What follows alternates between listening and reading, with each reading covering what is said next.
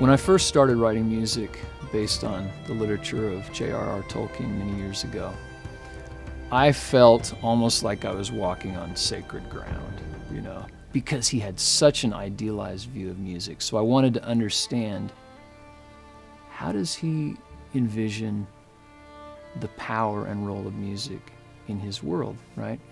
Thus the years of research, thus the painstaking notation of vocal ranges. How does an elf sing? How does a dwarf sing?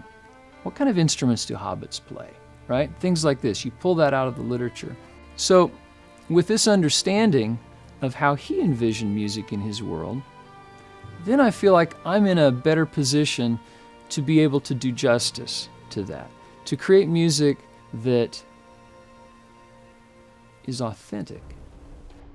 Part of the tone we're trying to get to relate with the game is also this majestic tone that we discussed, but also a visceral tone. Rohirrim, in some sense, exists, and it's a real place, and to bind in that real place, it's not glamorizing it and putting in such beautiful lighting that it seems unattainable and fantastic.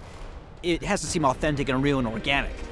The first things that come to my mind when reinterpreting anything like that is just trying to be true to the original source material, and it's been interpreted in many different ways. So I think it's getting to the essence and trying to capture in whatever medium you're working in this time around the excitement, the grittiness that I think embodies the novels and the stories.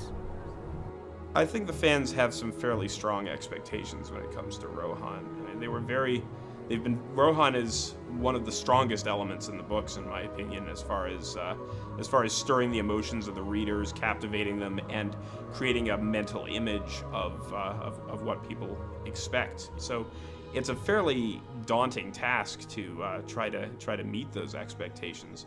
In that respect, it's also a really fun challenge to try to create what we've all seen in our heads while reading the books on the screen. One of the critical things that a composer and an audio team have to do for the players is to find a way to bring them into the world emotionally and help immerse them in the experience, so they forget they're sitting at their computer with headphones on, right? They forget that. They feel like they are part of the Rohirrim.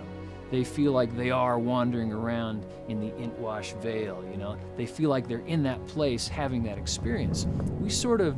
I like to say, while the players are playing the game, I'm playing the player, right? With some emotional knobs and sliders to kind of bring their emotions into the experience.